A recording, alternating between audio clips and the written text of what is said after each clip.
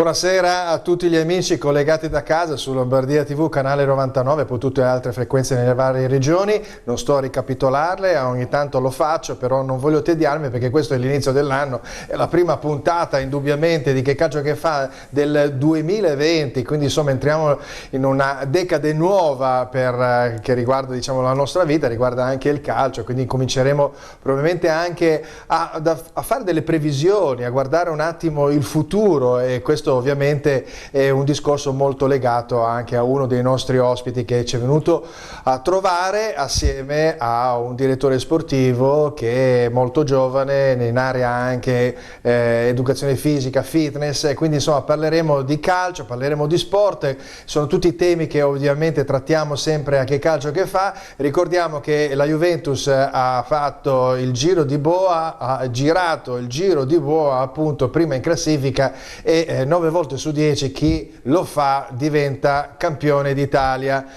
Riuscirà in questa impresa? Verrà smentito invece dall'Inter di Conte? Ci saranno delle derive positive da parte della Lazio? Un rientro magari di squadre importanti titolate che sono in questo momento non in una buonissima posizione, penso in primis il Milan, ma anche il Napoli con il cambio di allenatore Gattuso recentissimo, e poi chi andrà in Serie B. Insomma, tutti questi temi ovviamente saranno passati al vaglio con anche un occhio di riguardo appunto da un punto di vista quasi un po' astrologico. Questo tanto per dire che a questo punto non mi resta altro che introdurre gli ospiti della nostra trasmissione. Abbiamo un ritorno anche abbastanza recente appunto di Luca Sartini, l'astrologo. Buonasera e buon anno, che sia un anno splendido per tutti. Ecco, quindi abbiamo bisogno dalla tua voce di sentire delle parole confortanti per tutto e per tutti. E poi invece dall'altra parte, direttore sportivo Ilario Pensosi. Buonasera a tutti, buon anno, e ringrazio il direttore per avermi invitato in questa trasmissione. Va bene, grazie a te per essere venuto, tanto non finisce qua, tu lo sai che hai una piccola incombenza un po' più avanti con il famoso Dream Team, ormai c'è gente che mi scrive e dice posso partecipare? No, prima vieni in trasmissione, compili e poi dopo incominci a far parte, diciamo, di questa classifica ratoria che sinceramente ancora non ho approntato, e quindi non so chi è in testa alla classifica, perlomeno i primi 11, no? Ovviamente, però alla fine dell'anno si delineerà indubbiamente questa formazione fantastica di grandissimi campioni, a cui indubbiamente non saranno solo gli 11 ma ce ne saranno decine e decine, perché ne ho sentite di ogni, indubbiamente. Va bene, allora Luca Sartini, prima puntata dell'anno, ovviamente abbiamo uno spiraglio per questa visione, diciamo, apriamo questo spiraglio, questa visione, diciamo, astrologica. E come possiamo andare a farlo? Andiamo a farlo perché Luca Sartini presenta un libro. Che Calcio Che Fa è diventata un po' la patria dei libri, della presentazione di qualsiasi libro, non solo di natura calcistica, e quindi lo facciamo con il libro, eccolo qua, Zodiaco, proprio netto, detto così, con appunto di Luca Sartini, con le illustrazioni di Lorenzo Maria Bottari. Sì. Insomma, un libro che, da quello che ho già avuto modo di vedere, è un libro che non è solo astrologico ma è ampiamente artistico, vero Luca? Certo, è un libro a cui tengo molto, è un libro che si è creato da sé, nel senso che ci sono dei contributi importanti. C'è Brancato che ha fatto la prefazione, che è una scrittrice di teatro, Lorenzo Maria Bottari che è un pittore famoso che ha fatto le acquetinte, 13 acquetinte, e poi c'è il mio racconto delle stelle, lo zodiaco come punto di partenza e di arrivo di una vita, cioè di una ricerca di indirizzo di una vita. E questo racconto è un racconto attraverso i segni, attraverso i simboli, attraverso le piccole cose che ci differenziano nella visione zodiacale. Però mi sembra di vedere appunto all'interno di ogni simbolo una serie di situazioni che tu hai trattato. Poi vabbè, io non sono pratico in astrologia e i libri di astrologia ne ho letti sinceramente pochi, però trattare la materia con un animo sensibile qual è appunto il tuo, e anche con una vena artistica che ti riconosco indubbiamente a 360 gradi, io trovo che sia un'operazione veramente molto bella. All'interno ci sono poesie, oltre al fatto che ci sono questi acquarelli, no, di Bottari, quindi insomma credo che questa sia una cosa irripetibile, no? Sicuramente, è stata una scelta anche il fatto di mettere dentro alcune mie poesie sui segni che avevo scritto proprio per cercare di rendere più vicino alla creatività, cioè alle tracce della creatività. Il significato profondo di questo libro è: considerate lo zodiaco come l'elemento più forte di simboli e di scelte che ognuno vive nella propria vita. Allora, tante volte capita che noi guardiamo il mito e al mito ci ispiriamo. Dentro lo zodiaco c'è il racconto dei miti, c'è il racconto dei simboli e c'è il racconto della creatività, perché in fondo la mia scelta fin da piccolo è stata quella di unire l'arte alla tradizione antica dei segni.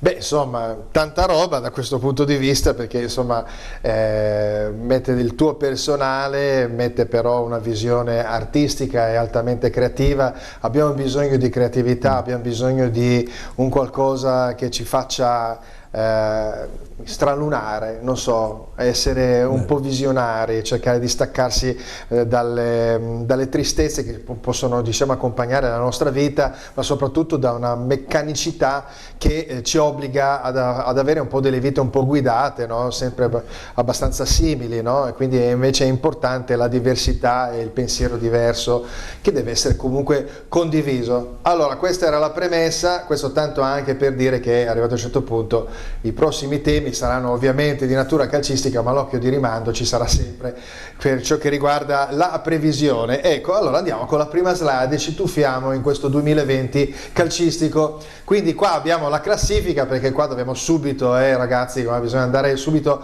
a vedere come si stanno comportando le varie squadre. Quindi Juventus è prima in classifica, a seguire l'Inter, la Lazio e l'Atalanta completano questa quaterna della zona Champions. A seguire la Roma, che ha segnato un po' il passo, il Cagliari che si è un po' bloccato, che rimane sempre in zona Europa League. Poi abbiamo delle squadre che si stanno avvicinando, il Parma, il Torino, e il Verona che sta facendo un ottimo campionato, il Milan che con la cura Ibra nelle ultime 2 partite ha fatto qualcosina e è risalito, il Napoli che continua a perdere però con prestazioni abbastanza dignitose, direi, l'Udinese che si sta mettendo in una zona molto tranquilla perché era veramente nel girone basso della classifica, e poi abbiamo delle squadre un po' scontente come la Fiorentina, il Bologna, il Sassuolo che sta un po' scendendo, la Sampdoria 19 invece che incomincia a produrre un po' di partite, ha trovato forse la quadratura del cerchio mister Ranieri, il Lecce a 15 e poi c'è il trittico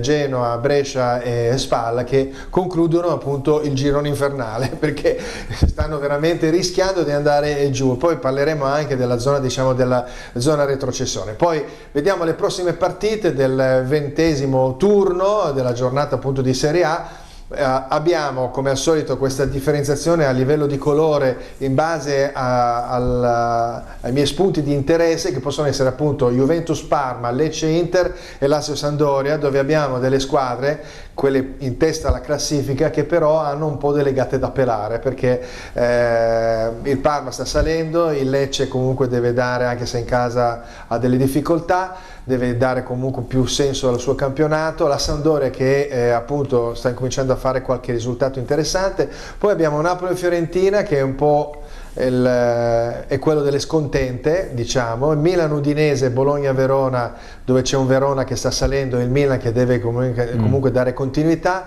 Abbiamo Sassuolo Torino, Brescia Cagliari, Genoa Roma, che sono abbastanza interlocutorie, però possono essere delle partite difficili, perché se il Brescia continua a perdere, per esempio, ne dico una, o lo stesso Genoa, qua entriamo in una nuova situazione, visto che si parla anche di calcio mercato, quindi magari non solo il tecnico ma anche dei giocatori nuovi.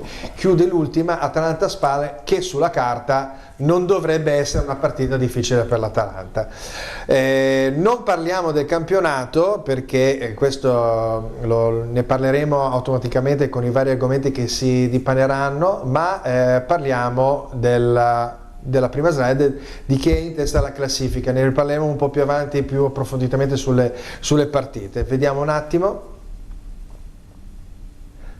No, scusami, la slide, la numero 4 presumo. Eccolo qua, Juve, bello il gioco di Allegri. Allora, questa è un po' una piccola provocazione, perché tutti volevano un gioco nuovo, un gioco più spumeggiante, perché Allegri aveva stancato e stufato, vinceva però non faceva divertire. Adesso io domando a Ilario Pensosi se arrivato a un certo punto, se tu fossi juventino, saresti in questo momento contento di questa situazione, al di là del fatto di essere prima in classifica? Ma io da tifoso penso sempre che il tifoso vede i risultati. E al momento la Juve è in testa al campionato, anche se l'Inter sta disputando un campionato sopra le righe, secondo me, perché c'è la mano dell'allenatore, ci sono acquisti indovinati, non a caso c'è Marotta. Io sono molto, diciamo, affascinato da lui, parlando di arte e di quant'altro. Allora, è un'arte anche questa, quella là. Per me sì, l'arte del direttore sportivo. Per me è un'arte, sì. Vabbè, insomma, vabbè, tu sei direttore sportivo, quindi indubbiamente questo giochi in casa, ecco, quindi. Allora, per quanto riguarda la Juve, io secondo me vedo un Sarri molto intelligente dal punto di vista dell'applicazione in relazione all'ambiente, ossia lui da quando è andato via da Napoli ha capito che il calcio è anche gioco ma anche frutto di risultati. L'ha fatto già in precedenza col Chelsea, anche col Chelsea non esprimeva un gioco molto goliardico come a Napoli, ma era molto più efficace e ha vinto un'Europa League alla fine. E alla Juve sta esprimendo, sta dando delle sue idee di calcio con alcuni concetti di Allegri, con una lenta progressione, perché secondo me il gioco di Sarri verrà in seguito. Sì, vero, tutti lo stiamo un po' aspettando, lo stiamo anche dicendo, verrà 5 mesi e quindi... Poi dopo alla fine sai cosa succederà? Che il gioco di Sarri magari non attecchirà, perché è ovvio che ha meno carte, ha un po' più le mani legate, no? Con la presenza ingombrante di CR7, certi giocatori che devono giocare. Lui ha già rispostato per esempio Dybala nel suo ruolo, però dopo alla fine uno vince, magari vincono la Champions, vincono il campionato e magari il gioco è quello che è, però uno tanto, come dici tu, il risultato è più importante. Quando sei in queste squadre, vediamo, parliamo dopo anche del Milan, cioè, se non vengono risultati, ecco. Cioè la Juve, il gioco va benissimo, sapete che la Juve la filosofia è vincere, da Boniperti ad oggi sono sempre così. È sempre stata diciamo, la sua filosofia che nell'impronta di Sarri c'è, perché la difesa prende più gol. Sì, però adesso prende più gol e quindi Bentancur, Pjanic toccano 136-140 palloni, quindi è cambiato tutto, c'è un trequartista. Comunque io adesso non vorrei dire prendono più gol in generale, perché anche questo bisogna anche un po' sfattare, no? Perché prima in classifica l'Inter con 16 reti e la Juve ne ha 18, quindi insomma 18 su 19 partite, forse vabbè una volta magari vincendo il campionato magari ne aveva 12, ecco, perché magari c'era anche un Chiellini in più, ecco, che tra un po' arriverà. Sentiamo invece Luca, anche più in chiave diciamo futuribile del gioco di Sarri, arriverà, cosa prevedi? Io credo che una persona debba ricordare quello che successe da Allegri al Milan, nel senso che sono allenatori che si adattano a una certa realtà, non sono dei Guardiola, non sono dei Klopp, non sono dei Conte. Io credo che il buon Capricorno che è Sarri abbia un anno fortunato, arriva quasi a fine ciclo avendo degli innesti importanti e possa fare bene soprattutto in campo europeo. Sono convinto che l'Inter stia facendo tantissimo, però credo che con Conte possa superare l'asticella, no? Lui ama dire che bisogna saltare oltre l'asticella, io credo che lo possa fare, quindi è un campionato interessante. Penso fra l'altro che Allegri, e non so quanto i milanisti siano, milanisti come me, felici di questo, possa ritornare proprio sulla sponda Milan. Molti sono un po' terrorizzati. Sono molto terrorizzati, ma non dalle parole di una volta di Berlusconi, perché in fondo vorrebbe dire che avendo Allegri avremo anche una società. Certo. Rendiamoci conto anche di questo: se manca la squadra e manca la società, puoi avere qualunque se Allegri non viene, non vai da nessuna parte. A domanda, andreste ad allenare il Milan e magari Allegri rispondesse no, Allora vuol dire che il significato recondito che ci sta dietro non è pericoloso per un dimentichiamoci tifoso. del no di Ancelotti. Ancelotti legatissimo al Milan, ma quando si è trovato di fronte alla possibilità di andare al Milan, di ritornare al Milan, No. ha detto no. Ecco. E quindi questo deve far pensare. Penso anche comunque che sia un campionato molto aperto, che abbia una terza scomodissima squadra che è la Lazio, l'unica squadra. Ma ne parliamo, però ne parliamo. Ecco, ne parliamo perché stai avventurando già, stai anticipando i temi giustamente.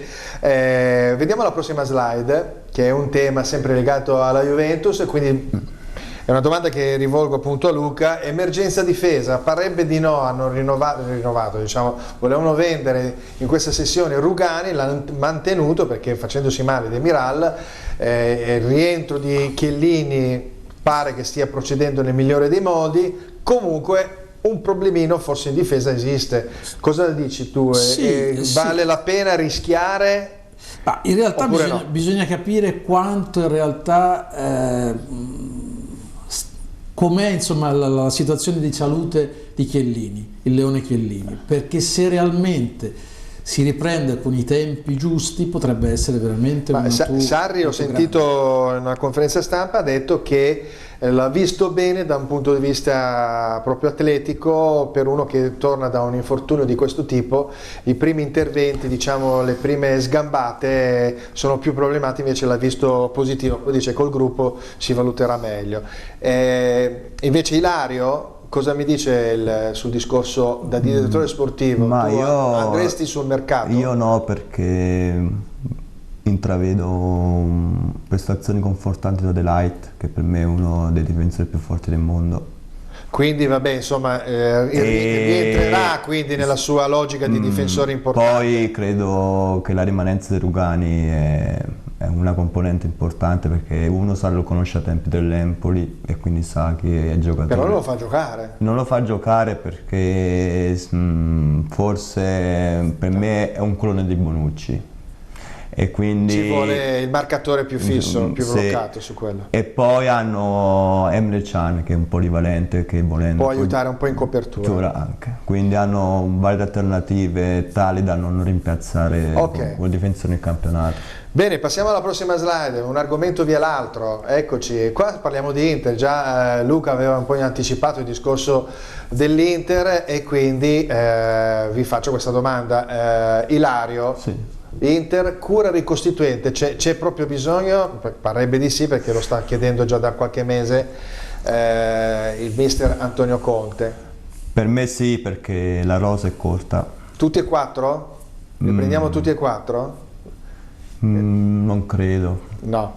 Ashley Young, non credo. Eriksen, Vidal, Giroud, 2 su 4. Giroud sicuramente, perché Lukaku ha bisogno di respirare, nonostante per me sia un sovrumano, non so. Ecco, tu da direttore sportivo prenderesti Giroud, ecco, prendine 2 su 4. Io prenderei Giroud e Eriksen. Al momento sono coloro che possono dare un contributo più anche dal punto di vista europeo, soprattutto. E qualche gol in più da parte, vabbè che anche Eriksen fa i suoi gol, qualche gol in più da parte di Vidal magari in questi Ma Vidal secondo me è uno dei profili richiesti più espressamente da Conte, perché lo conosce ai tempi della Juve, però vedo poco probabile il trasferimento, perché il Barcellona ci punta molto su di lui, anche se non parte da titolare, è un componente che, anche se hanno cambiato allenatore ieri, poi magari lo vuole valutare, no? Anche l'allenatore nuovo, no? Io vedo molto più probabile Eriksen e Giroud come alternativa a Lukaku, perché ha bisogno di respirare. Ci vuole. Sentiamo se queste considerazioni risultano valide anche per il nostro ospite astrologo. Certe volte i direttori sportivi dovrebbero essere anche un po' guru astrologi, perché hanno delle capacità non da poco. Io sono convinto che i 2 acquisti importanti siano proprio Christian Eriksen, che è un ottimo acquisto ora, con tantissimi pianeti in Capricorno, molto più maturo di quello che dimostra, è un acquario e ha delle capacità tecnico-tattiche incredibili. E l'altro è Giroud, Olivier Giroud, che è forte, intelligente, come piace a Conte. La luna è proprio nel segno di Conte, la luna in Leone, e ha 2 cose molto importanti: che si affatica poco, Marte in Capricorno, e ha Venere e Plutone in Scorpione, cioè uno che non molla mai, cioè qualità che Conte considera importantissime. Quindi con questi due acquisti secondo me l'Inter farebbe un ulteriore passo in avanti. Ecco, questa è la sintesi da parte di Luca Sartini, c'è uno che non molla mai, quindi basta appunto incrociare questi dati che Luca Sartini da questo tira fuori una considerazione importante che poi è quella di Conte, uno non molla mai, quindi insomma indubbiamente questi sono diciamo dei requisiti molto importanti, lo sappiamo, no? Perché abbiamo visto che Barella ha anche affermato mi butterei nel fuoco per Conte, insomma, quindi vabbè, cerchiamo di essere un po' più tranquilli e di non fare delle cose troppo eccessive. Prossima slide, andiamo avanti. Ecco, parlavamo prima anche della Lazio, la Lazio compie 120 anni, è lecito sperare in qualcosa in più. Come vedete io ho ingrandito maggiormente la figura di Simone Inzaghi, oltre all'uomo simbolo, anche se non è l'unico, che è Ciro Immobile, ma in quanto capocannoniere, e poi la Lazio che comunque a livello di società ha una conduzione ben precisa con il presidente Lotito e il direttore sportivo Iglitare. Quanto valore, Ilario, diamo all'uno, all'altro ancora o all'altro ancora? Insomma, 4 personaggi diciamo importanti: società, allenatore, rosa o campione. Allora io darei peso notevole a Iglitare, che da più di 6 anni effettua acquisti. Ma tu vuoi giocare sempre in casa? Lo so, però negli acquisti di giocatori poco conosciuti o poco affermati ci vuole ci vuole scouting per selezionare, ci vuole conoscenza del calcio, perché tu hai fatto anche scouting, sì, giusto? O fai ancora? Sì, per tante squadre e quindi si intravede la mano del direttore, perché ci sono tanti giocatori poco conosciuti che vengono poi venduti a cifre planetarie e c'è la mano del direttore. Io non voglio essere un astrologo, ma credo che saranno i prossimi direttori allenatori del Milan, Inzaghi e Tare. Sì? Si possono spostare completamente. Attenzione, potrebbe essere una bella idea. Già era in procinto per l'estate, non si è fatto perché... Ma tutta la coppia, io pensavo in primo momento solo Tare, ma in estate già era qualcosa di definibile. Iglitare per volontà di Lotito è rimasto, perché Lotito è stato fondamentale nella permanenza dei due. Sarebbe uno svuotamento terribile della Lazio. Farebbe bene a Milan, perché nell'economia del Milan di oggi. Per la Lazio credo che ha tutte le carte in regola per fare ancora meglio, perché Simone Inzaghi ora è secondo me uno degli allenatori più bravi in Italia.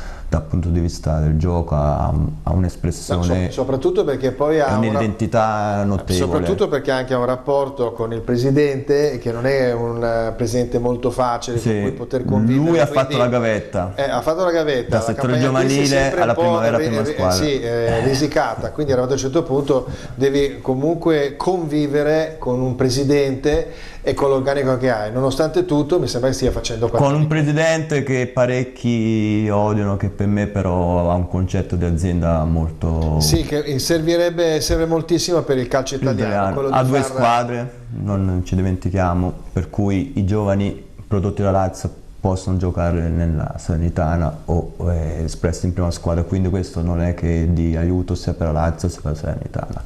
E quindi per me dalla società, dallo staff tecnico fino ad arrivare al mister, per sentiamo Luca, sta facendo bene allora questa Lazio? La Lazio nasce, in generale nasce Capricorno ed sarebbe la società favorita, cioè Giove Fortuna è per la Lazio. Io credo che però i termini di questa piramide siano un po' diversi, nel senso che a capo di tutto c'è Tare, la sua carta natale parla chiarissimo. È uno scopritore di talenti, è un talento assoluto. Su questo siete d'accordo tutti e due? Assolutamente, no? Però anche credo che dietro Tare ci sia Lotito. A me non è simpatico, Toro Lotito non mi è per nulla simpatico, però ritengo che gli abbia dato la forza per poter confermare alcune sue scelte. Devo dire che sono meno in accordo per quello che riguarda Inzaghi, nel senso che Inzaghi, che ha il segno opposto di Magistrelli, Bilancia, Ariete, i due che potrebbero fare grandissima la Lazio, è un cucitore di spogliatoio, è uno che ascolta molto bene i giocatori, che li mette al posto giusto. Io credo che nel calcio del futuro ci voglia qualcosina in più.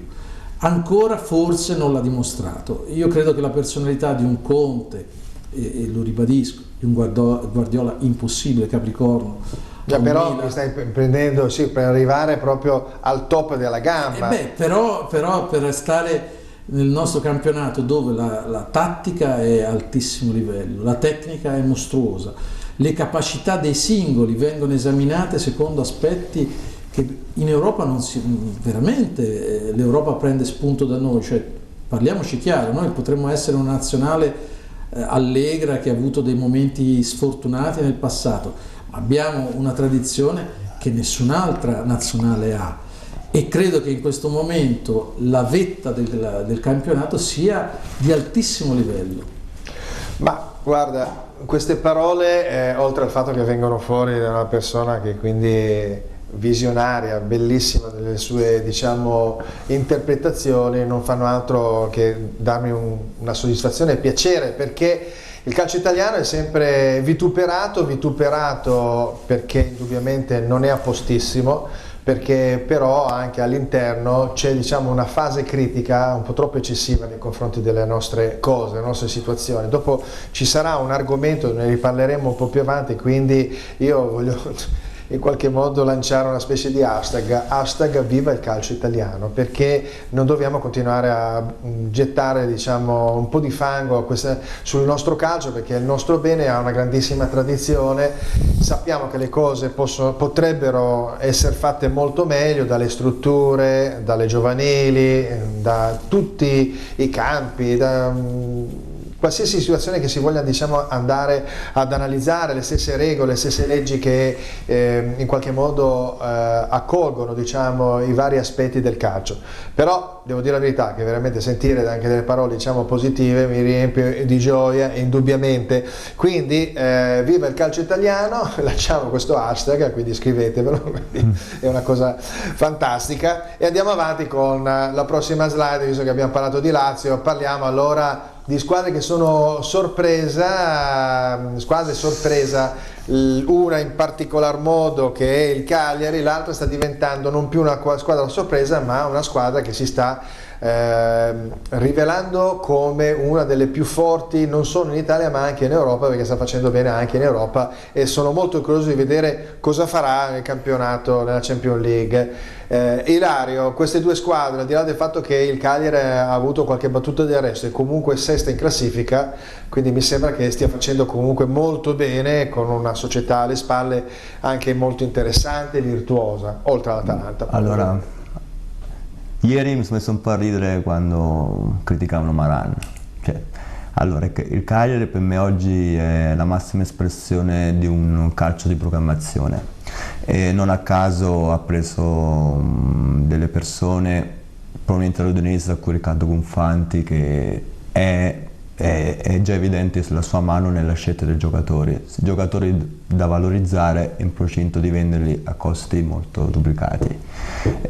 Maran per me è un allenatore molto pragmatico, efficace e essenziale nel calcio italiano e soprattutto nell'identità del Cagliari. È al sesto posto, non so cosa pretendono.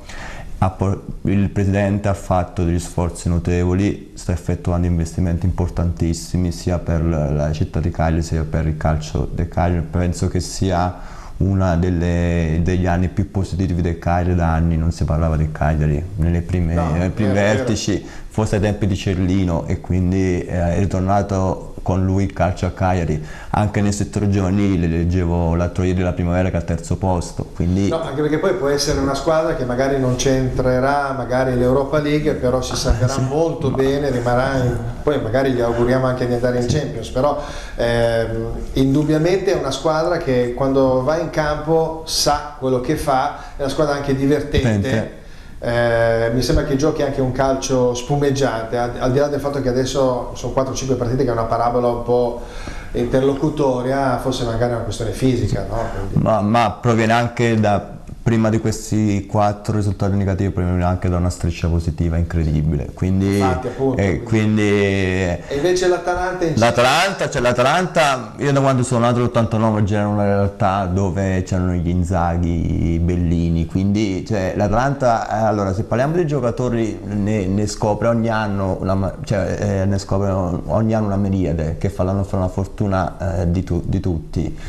Per me è il più bravo allenatore, io da direttore sportivo farei follie per lui, cioè per Gasperini, è massima espressione tecnica, artistica, culturale, cioè io ne parlavo con un mio amico che fa il sabato dell'Atalanta e mi dice che lui sta sempre a vedere partite, prima squadra, settore giovanile, conosce tutti i giocatori del settore giovanile, vuol dire che lì c'è un'identità sia della tua società, che per me è importante, i percassi che hanno... Beh, insomma, quindi ecco, questo prima parlavamo, viva il calcio italiano, è proprio la tipica logica che se si vuol programmare non siamo gli ultimi della lista, e quindi se ci sono risorse, c'è intelligenza, voglia, spirito appunto sportivo, di squadra, di società stessa, e credo con gli ingredienti tutti giusti, credo che indubbiamente l'Italia non è da meno. Sentiamo il ragionamento di Luca riguardo a queste due squadre. Beh, ci sono dei tratti comuni. Intanto il Cagliari ha già fatto il suo. Maran, cancro, è un ottimo allenatore, il Cagliari è sotto il segno dei gemelli e ha la forza di fare quello che poche altre squadre hanno fatto. Io lo guarderei con molto rispetto e credo anche che la mano scorpionica di Riccardo porti a nuove acquisizioni, quindi attenzione a giudicarlo. La partita con il Milan era la nemica perfetta, con una luna che era tutta a favore del Milan, quindi tutto da discutere. È anche normale che nelle squadre, diciamo così, gemellari ci sia un momento up e un momento down, che però poi passa, quindi è tutto nella tranquillità. L'Atalanta, che non è una dea, lì è una piccola ignoranza dei giornalisti, perché sarebbe un discorso sul mito greco molto interessante, ma non da fare, è una grandissima realtà e secondo me è la prima esemplificazione di come si deve utilizzare la Champions. Perché? Perché è una squadra che si è rafforzata nella testa. I giocatori sono giocatori buoni, ma non sono campioni fuori classe assoluti. L'unico vero fuori classe è Gasperini. Gasperini è un acquario con dei pianeti scorpioni incredibili, lascerà un segno nel nostro cammino calcistico. La cosa interessante è questa, che proprio perché Gasperini è riuscito a creare, con l'aiuto anche di Percassi, gemelli, furbo che vende, compra, perché poi in realtà questa gemellarità sia del Cagliari che dell'Atalanta serve per fare cassa, è riuscito a far diventare una provinciale una squadra che non è più provinciale. Cioè, il mio Milan è provinciale, l'Atalanta è una squadra come era il Milan di una volta. Beh, nell'incontro per esempio col Manchester City, Guardiola ha affermato, forse l'avevo già detto qua in trasmissione, ha affermato che incontrare l'Atalanta è come andare dal dentista, cioè tu entri che stai bene, non si sa cosa possa succedere in quell'ora in cui ti vengono a toccare dei nervetti dei denti, oppure esci tranquillo che non è successo nulla. Quindi insomma è una squadra da prendere con le molle, ne sa qualcosa anche l'Inter nell'ultimo turno ovviamente di campionato. Andiamo avanti con la prossima slide, il prossimo argomento. Ecco, parliamo di Milan, perché mi hai detto il mio Milan è diventato provinciale, ma adesso abbiamo preso un campione che non è provinciale, è un campione internazionale. Dico le 7 vite di Ibra perché Ibra adesso, al di là della squadra svedese, che non mi ricordo più quale, Malmo. forse magari il Malmo, andò a giocare nell'Ajax, poi andò alla Juve, poi andò all'Inter, poi andò al Barcellona, poi andò al Paris Saint-Germain, Manchester United, Milan, insomma sono 7 squadre titolarissime e ritorna al Milan. Luca, Ibra, chi è Ibra in questo momento, al di là del gol dell'altro giorno e dei 4 punti in 2 partite? Allora, Ibra rappresenta la confusione del Milan, nel senso che Ibra è un grandissimo giocatore, bilancia leone, fortissimo, non si discute, però è un po', come dire, la toppa in un gommone che non si sa come bisogna ripararlo, perché Boban silenzioso e Maldini, cioè una bilancia e un cancro. Uno è più silenzioso dell'altro. Sì, ma non stanno facendo niente di così professionalmente ineccepibile. E lo dimostra un fatto banalissimo, che hanno scelto l'unico giocatore fortissimo, più forte di Ibra in questo momento, che è Simon Kjær, il difensore danese, che però è l'unico che ha preso per il collo Ibra. Giocatore che non dimentica, giocatore molto forte, giocatore che può rompere lo spogliatoio. Allora, com'è lo spogliatoio del Milan? È uno spogliatoio che secondo me è una fucina di pazzi. Ora, mettiamoci anche il fatto che Pioli... ma non pensi che abbiano superato questa situazione a distanza di anni, no? Quindi... Sicuramente si sono messi d'accordo, questo certamente. Prima di fare il contratto a Zlatan gliel'hanno detto, però voglio dire... C'è tutto da perdere e poco da guadagnare se non ci sarà alla fine di questo percorso proprio una visione chiara rispetto ai giovani. Io vedo le vendite, poi ne parleremo successivamente, e gli acquisti del Milan che sono veramente da esaminare tutti con molta attenzione. Ilario, tuo ragionamento su Ibra, allora, com'è? Allora, l'Ibra attuale... È un Ibra molto rischioso, nel senso che molto rischioso, nel senso che lui è arrivato, proviene da un campionato americano che non può essere paragonabile a quello italiano. No. E diciamo che ci ha messo, secondo me, molto la faccia in questo Milan di oggi, nel senso che lui poteva benissimamente fare gli ultimi anni lì in America e guadagnarsi i soldi che rispetto al Milan. Quindi lui è arrivato soltanto per stimoli ancora. Questo è positivo, vuol dire che ancora si sente di poter dare, a parte il fatto che lui può giocare a buonissimi livelli fino a 50 anni, lo dico da 10 anni, perché è un grandissimo atleta. Sicuramente, 38 anni non li dimostra. E diciamo che è arrivato più per stimoli psicologici che più però se le cose dovessero andare male, non gliele auguro indubbiamente ai tifosi milanesi e tutta la società, lui ne esce tranquillo, perché lui tanto, cosa si può dire, ha 38 anni, quindi c'è già la risposta di questo. Luca? C'era solo un fatto: tutte le volte che Ibra ha giocato con la volontà di giocare per la squadra, tutti quelli intorno sono migliorati, perché Ibra è veramente un fuoriclasse. Questo è di pochi, non solo fa reparto ma condiziona gli altri. In questo io spero che il Milan faccia qualcosa. Certo. D'altronde è l'esempio che loro volevano, no? A livello societario. Io mi ricordo l'anno scorso quando arrivò CR7 alla Juventus, tutti noi, io mi ricordo che affermai che secondo me ogni giocatore avrebbe dato il 100% di sicuro, e forse anche qualcosa in più, perché ti metti chiaramente un po' in competizione, perché tu quando ti alleni, quando fai gli scatti, a fianco c'è il CR7, insomma, quindi non puoi andare lì alla logica del cazzeggio, chiamiamola così, no? Va bene, siamo arrivati alla fine della prima parte, caro Ilario, e quindi adesso un minuto di pubblicità e poi torniamo qua, mi raccomando.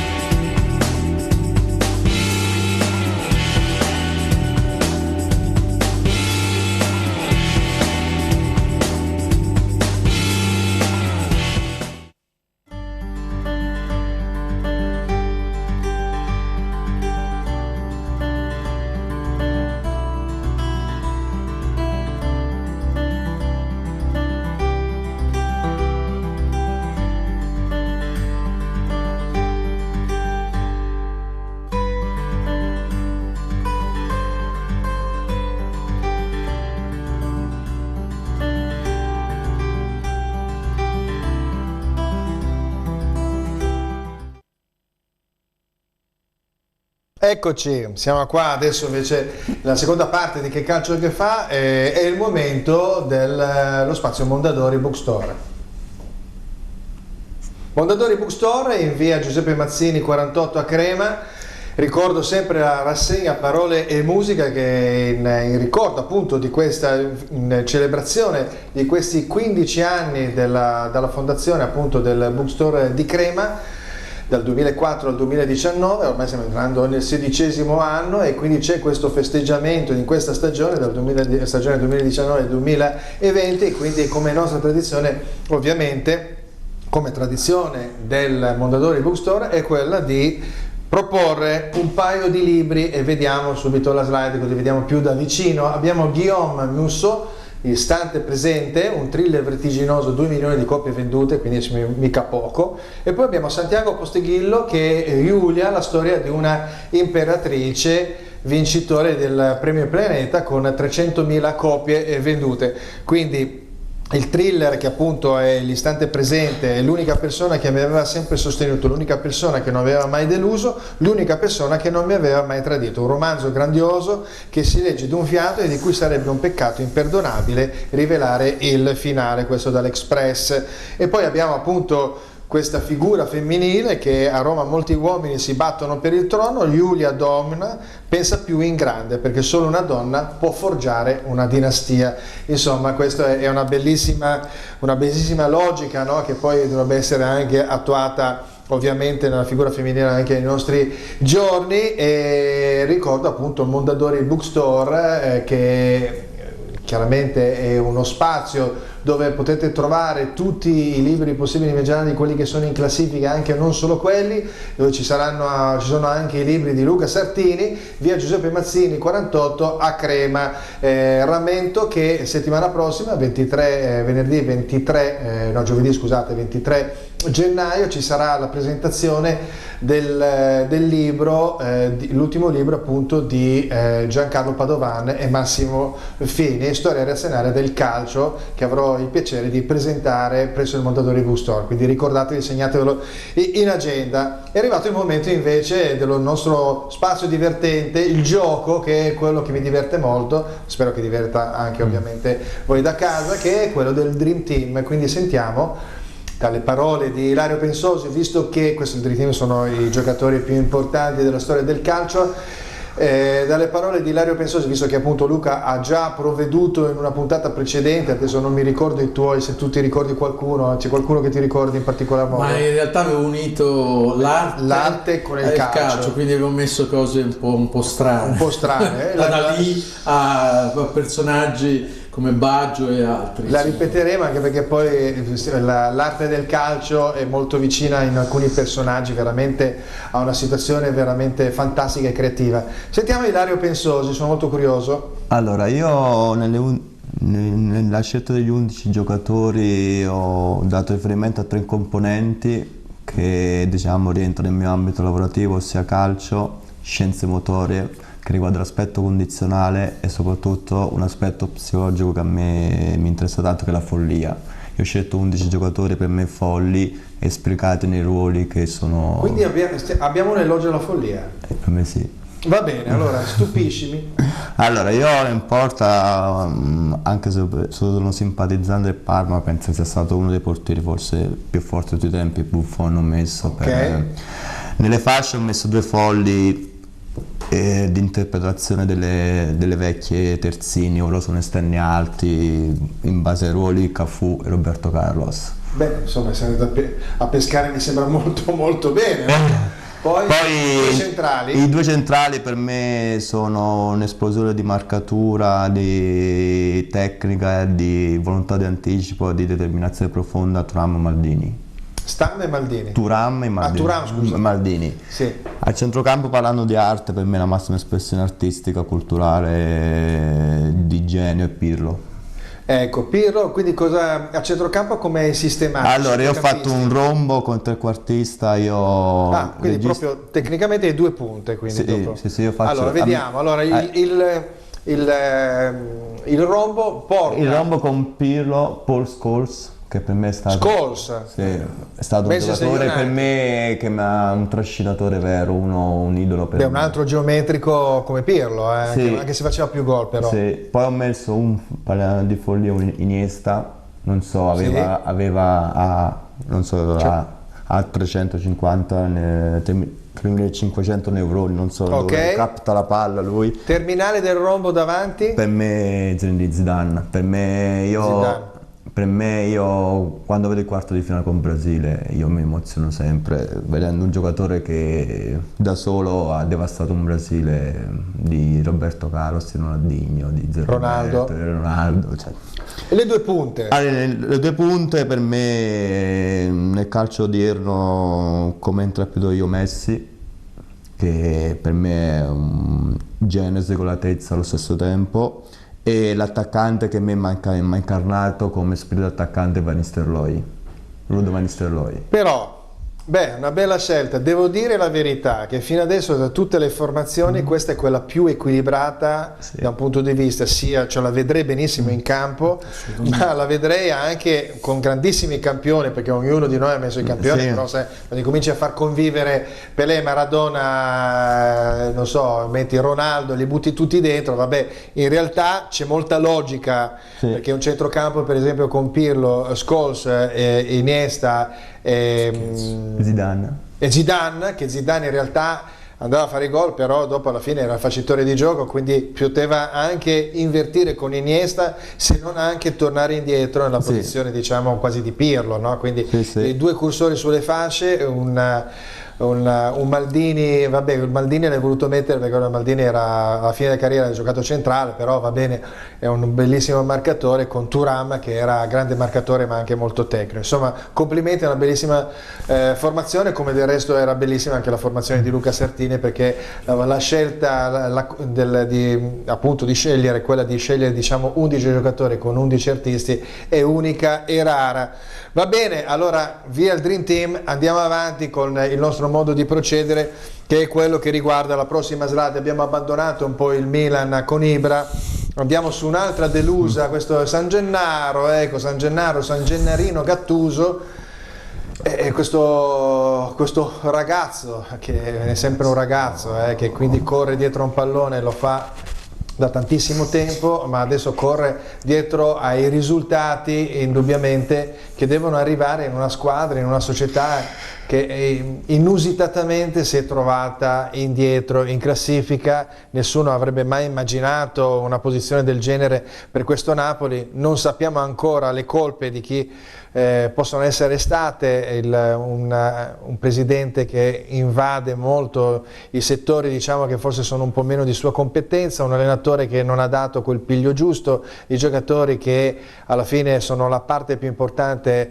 si sono sentiti trattati male, ma al tempo stesso perché ci sono dei contratti di mezzo. Insomma, adesso in questo marasma, in questa confusione, c'è Gennaro Gattuso che deve rimettere a posto i cocci, e quindi domando a Luca Sartini qual è l'anno, questo 2020, quale potrebbe essere l'anno per Gennaro Gattuso, visto che lui, arrivato a un certo punto, dovrebbe essere lui l'artefice della rinascita di questo Napoli. Ma qui siamo in un'ottica di cinepanettone. De Laurentiis, che ha molti meriti, però dovrebbe pensare, contare fino a 30 prima di fare quello che fa, nel senso che ha acquistato ottimi giocatori, però il Napoli doveva continuare secondo me con Carletto, che ha solo un limite grande, parla poco, per essere sanguigno è uno strano sanguigno.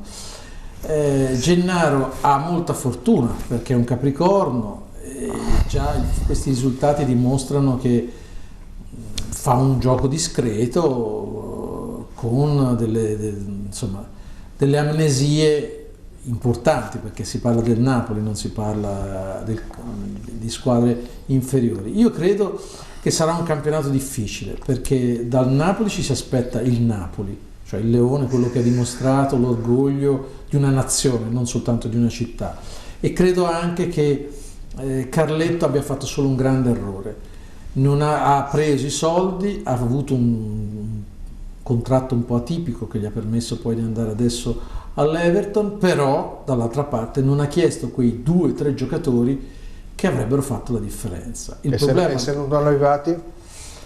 Ma secondo me quando non li volevano comprare e quindi... Io credo che lui a un certo punto abbia avuto un atteggiamento un po' pilatesco, anche nelle vicende proprio ultime di spogliatoio.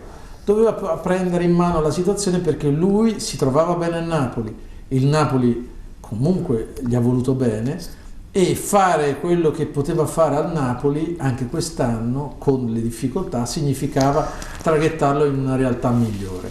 Adesso è tutto aperto, io non credo che il Napoli farà un'inversione di rotta spettacolare, penso che dovrebbe risalire però, no? Ah sì, questo sicuramente, anche perché non è il posto deputato per una squadra di questo tipo, con questo organico, sì, con un calibro diverso, insomma, ecco. non possiamo pensare a questo Napoli allora, in questa posizione. Domando invece alla figura del direttore sportivo questa visione di questo Napoli con questi coach, come si possono rimettere in sesto? Stanno facendo alcune cose, sono arrivati dei giocatori in questa sessione diciamo invernale, Gattuso sta un po' cambiando squadra e poi?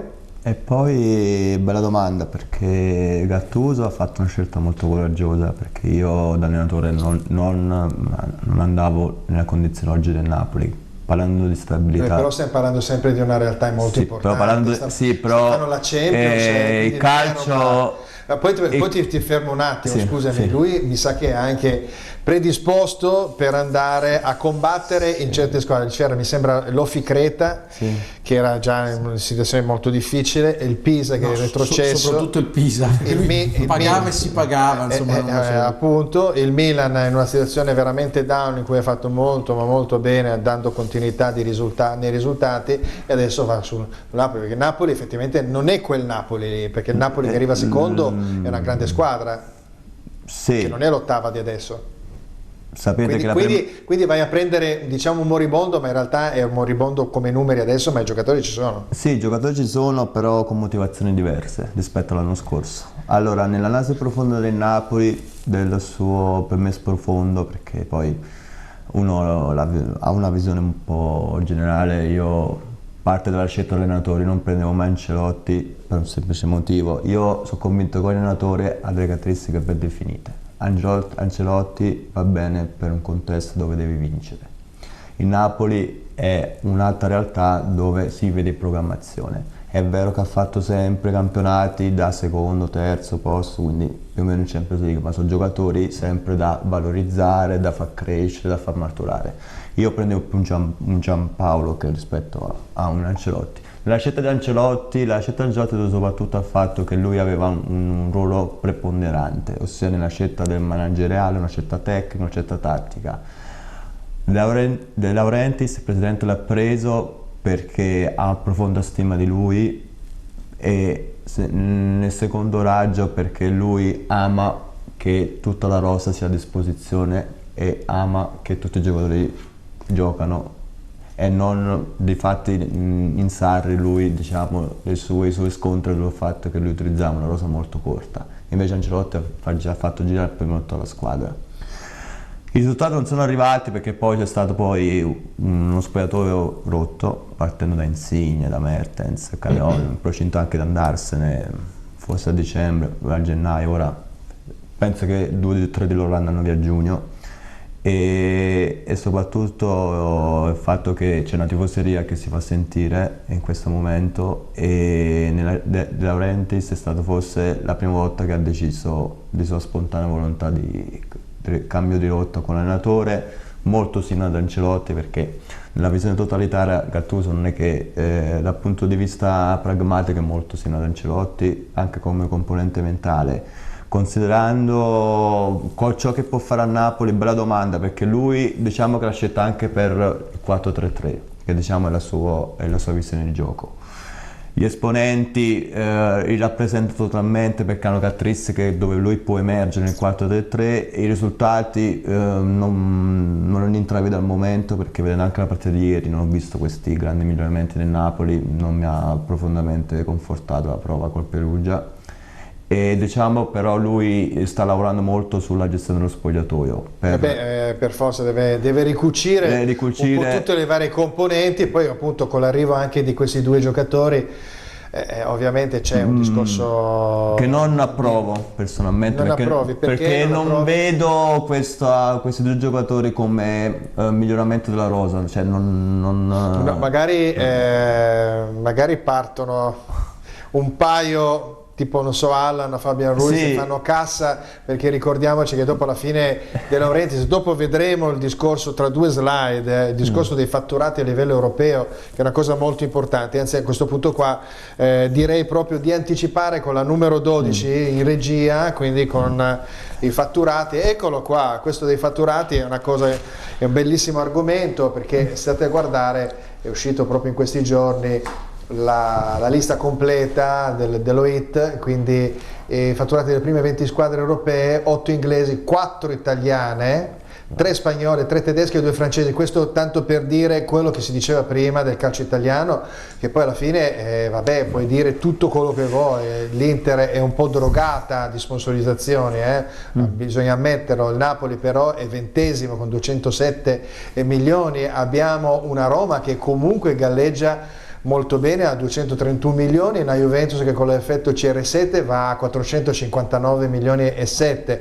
Ovviamente non si riesce a toccare la vetta del Barcellona, che ha superato per la prima volta gli 800 milioni, una squadra che supera un fatturato di 800 milioni all'anno, poi un Real Madrid che è molto vicino a 757, un Manchester United che si permette di vendere comunque Lukaku e adesso il prossimo di lancio è Pogba, poi abbiamo il Bayern di Monaco, il Paris Saint-Germain che è drogato da sponsorizzazioni mostruose come anche il Manchester City, quindi non è solo un discorso ovviamente di giocatori, di diritti televisivi, ma anche di giocatori, specie quello che riguarda appunto il Napoli, che ha bisogno di mantenere un equilibrio, no? Indubbiamente interno, insomma è una società azienda, quindi abbiamo parlato di Lazio, abbiamo parlato di Atalanta, abbiamo parlato di Cagliari, abbiamo parlato comunque di Inter, di una Juventus di un certo tipo e stiamo parlando del Napoli. Insomma, queste sono squadre che comunque sono virtuose, poi ce ne sono altre, quindi insomma il calcio italiano alla fine non è poi questo disastro, no? No, ma il Napoli è una società sanissima, se guardate i bilanci sono sempre positivi, perché appunto hanno la capacità di valorizzare i giocatori, prenderli a dei costi accessibili, di triplicare le loro vendite. Penso che Allan e Manolas saranno i prossimi, o Koulibaly forse, con un'offerta mostruosa. Saranno i prossimi giocatori. Sentiamo Luca riguardo appunto i fatturati. Rimango sempre stupito del fatto che non ci rendiamo conto che l'Inghilterra ci dà delle lezioni non tanto per le città grandi, perché poi se andiamo a vedere nella sintesi di queste 20 squadre non troviamo proprio le provinciali, troviamo città importanti, ma semplicemente per i diritti televisivi. Cioè se tu rendi anche la squadra che arriva decima più forte economicamente, probabilmente cambia anche le sorti del campionato, un po' quello che avviene nell'NFL, no? Al 19° posto abbiamo l'Everton con 213, West Ham con 216. Ma loro hanno questa grande capacità di spesa generale che offre un campionato più interessante. Probabilmente c'è anche un fatto proprio di cultura imprenditoriale, cioè noi in fondo abbiamo facciamo realmente i conti con i bilanci fino a un certo punto. Se andiamo a vedere Serie B, Serie C, Serie D, abbiamo dei disastri incredibili, certo, alcuni e queste sono le cose peggiori del calcio italiano, lo sappiamo, certo. No? Quindi è proprio questo il discorso. Bene, torniamo indietro con la slide, invece torniamo alla slide numero 11 che doveva essere in programma, quindi che tratta appunto le pericolanti, l'anno che verrà. Quindi Luca, parto da te velocemente, abbiamo ancora altri argomenti, mancano 20 minuti, quindi voglio sviscerare tutti gli argomenti che sono in scaletta. Quindi abbiamo le pericolanti e abbiamo parlato ovviamente di Genoa, certo, di Brescia e di Spal. Chi è messo peggio di queste tre? Chi dei tre andrà sul mercato più potentemente oppure no? Allora, a me dispiace molto per Semplici, perché è un allenatore coraggioso, cancro, che ha degli aspetti straordinari nel nostro campionato.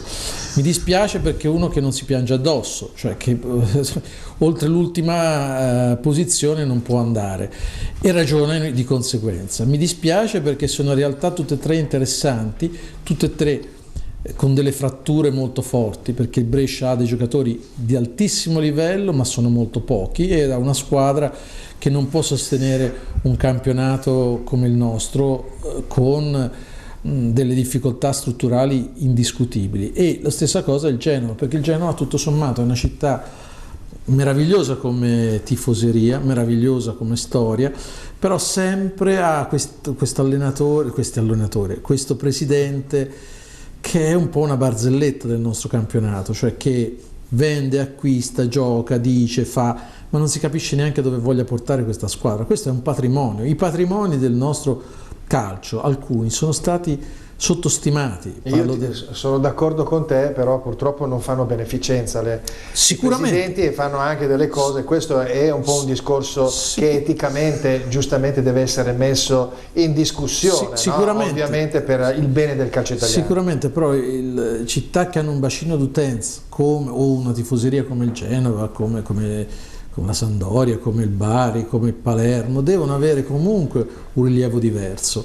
E allora questo nessuno deve fare beneficenza, però bisogna anche rendersi conto che sono squadre che devono essere gestite in una certa maniera. Io non so quanta chiarezza ci sia dietro il Genoa e i suoi bilanci, non so quanta chiarezza ci sia nelle intenzioni di Preziosi e di tanti altri. Insomma, non riusciamo a sviluppare, sono 3 squadre inguaiate. Sentiamo il direttore sportivo. Allora, io, riallacciandomi al discorso, per me la Spalla è un bravissimo allenatore che ha fatto la storia della Spalla, cioè sono da 4 anni che la Spalla in Serie A, comunque è una società molto solida. Vedo una resa profonda, soprattutto nelle cessioni. Kurtic forse uno dei migliori elementi venduto, e si parla anche di Petagna, quindi si parla anche di una Spalla che si proietta già per il futuro, è consapevole della situazione.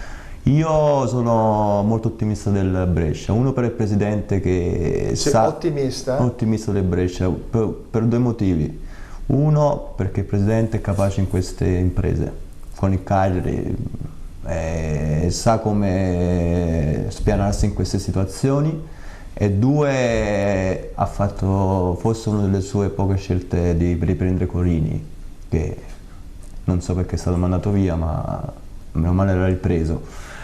3, a Balotelli, che per quanto può essere goliardico può decidere a partire in qualsiasi momento. Siamo sicuri? Sì, siamo sicuri. Sicuri? Nel senso che... In senso positivo e negativo, però. No, perché Corini da buon acquario effettivamente è da grande squadra, da media alta squadra, e Balotelli è un talento incredibile.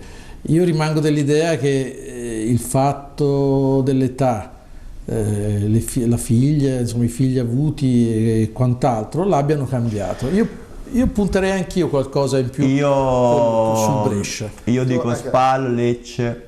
Ah, quindi il Lecce lo vedi... Ma il Lecce perché diciamo che... non fa punti in casa, gioca bene fuori casa. Non so se Nicola riesce in un'altra impresa, come fatto a Crotone.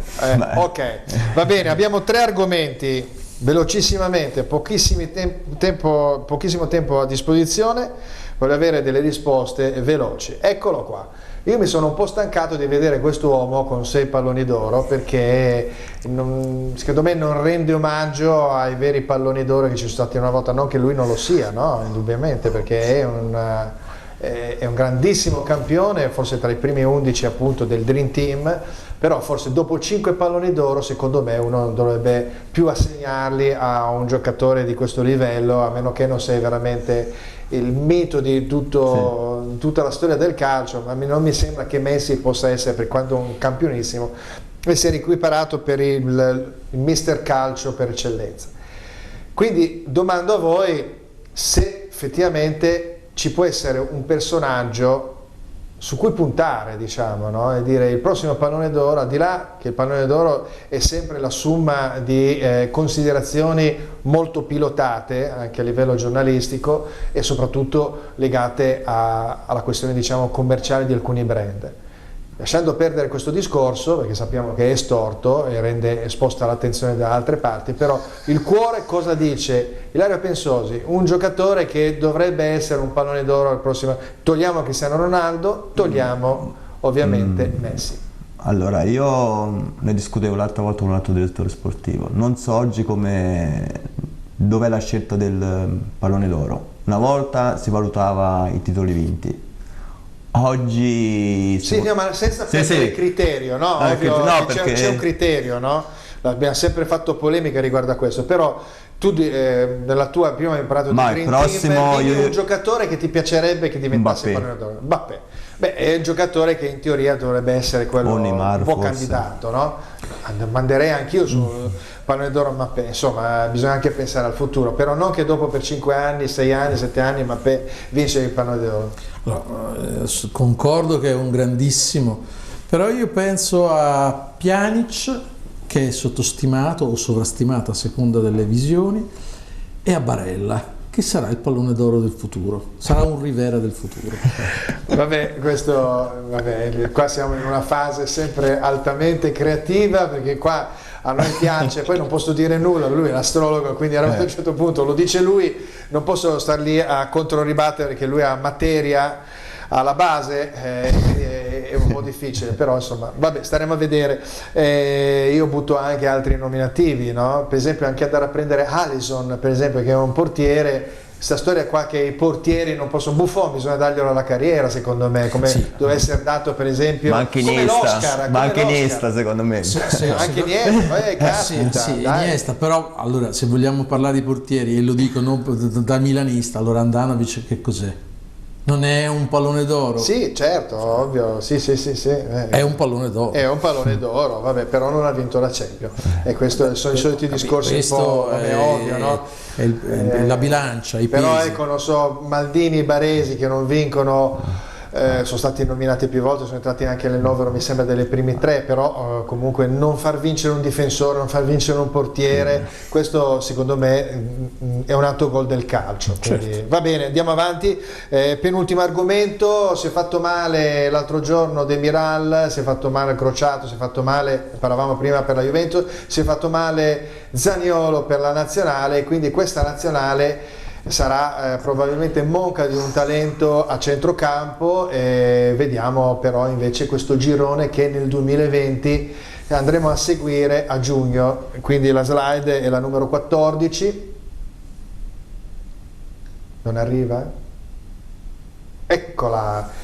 Abbiamo questo girone quindi iniziale che quindi è Turchia, Italia, Galles e Svizzera. Velocissimamente voglio avere la previsione diretta, primi, secondi o fuori. Io sono convinto che non sia un girone facilissimo, anche se tutti dicono ma sì, ma non ci sono problemi.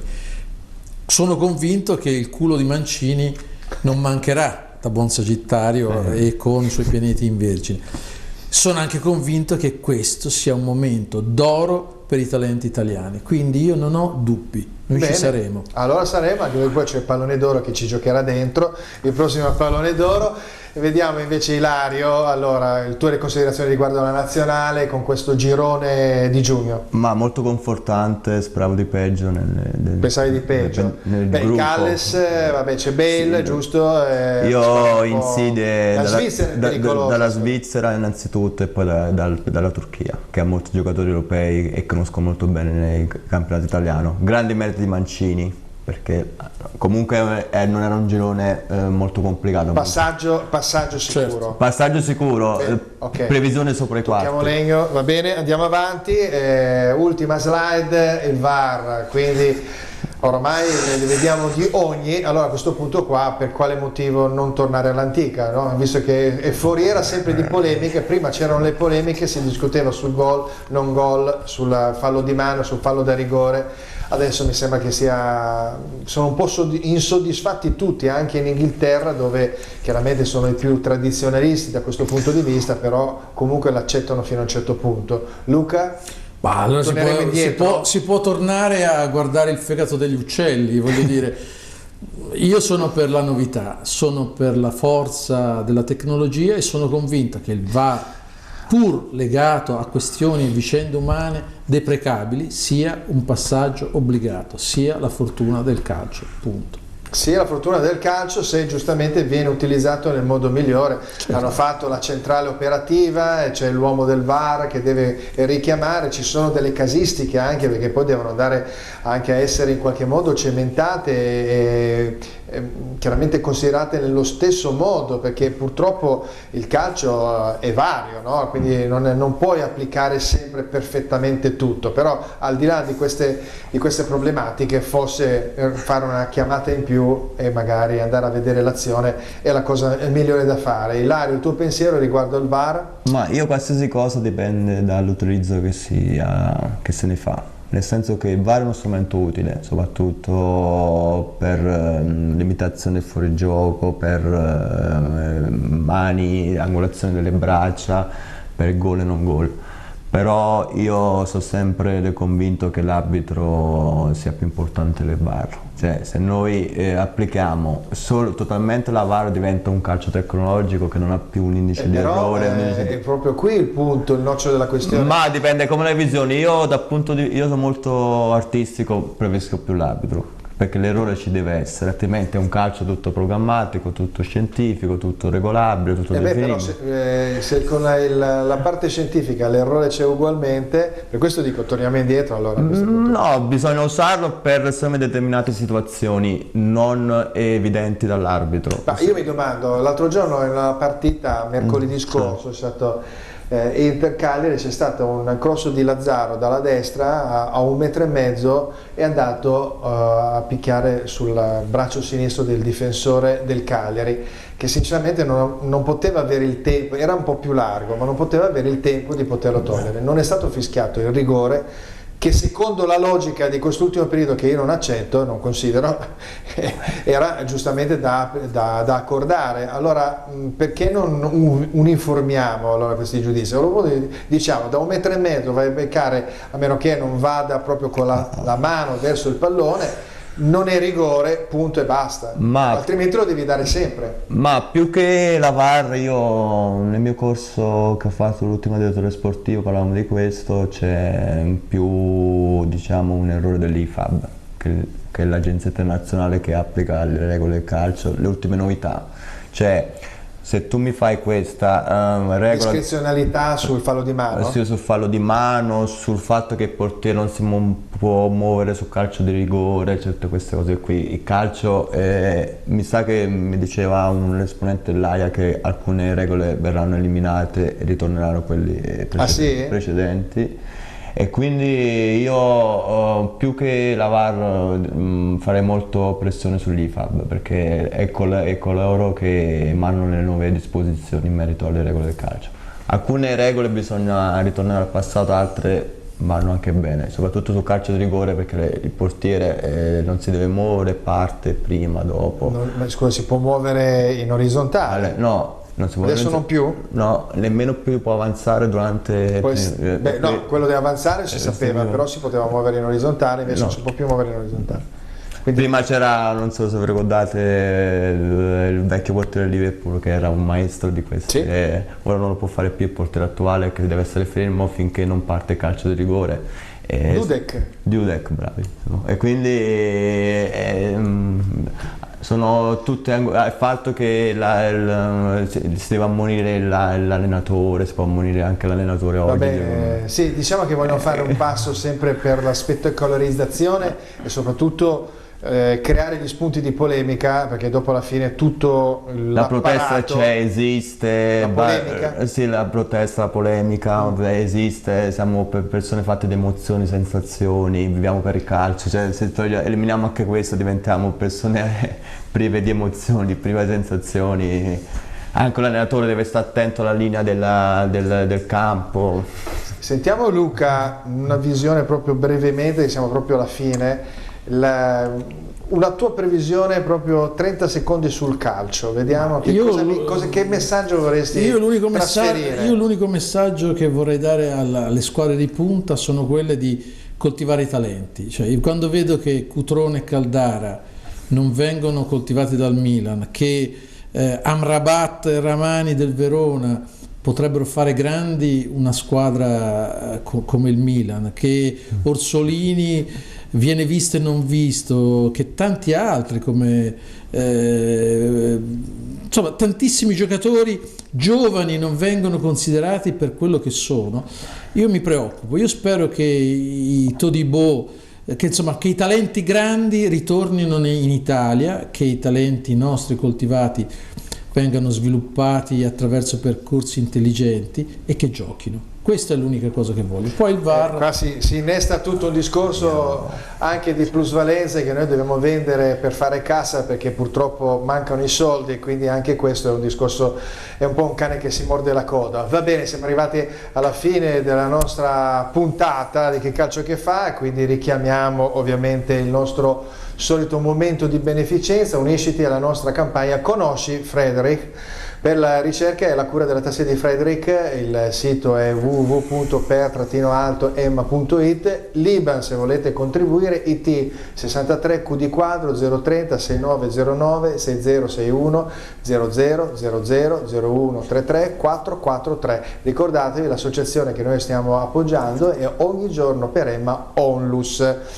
Poi abbiamo i soliti appuntamenti che si rinnovano ovviamente durante la settimana, anche in questo 2020 per adesso non ci sono cambiamenti di sorta, quindi in TV venerdì alle ore 21, sabato alle ore 18 in replica di questa puntata, quindi ricordatevi domani.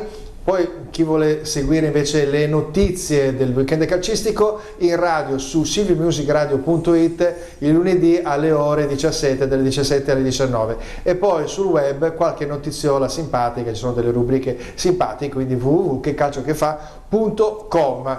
Allora, abbiamo parlato di ASI, abbiamo parlato di calcio, abbiamo parlato di ASI del calcio, perché questo è il momento giusto. Ricordo il libro di Luca Sartini, eccolo qua, Zodiaco, con le illustrazioni di Lorenzo Maria Bottari, e ovviamente incomincio con i saluti appunto proprio da Luca Sartini. Grazie Luca. Io grazie a te, e sono contento perché sono stato ospitato in una puntata con due talenti, Fulvio, che non devo dire niente, e con un prossimo direttore sportivo che farà parlare di sé.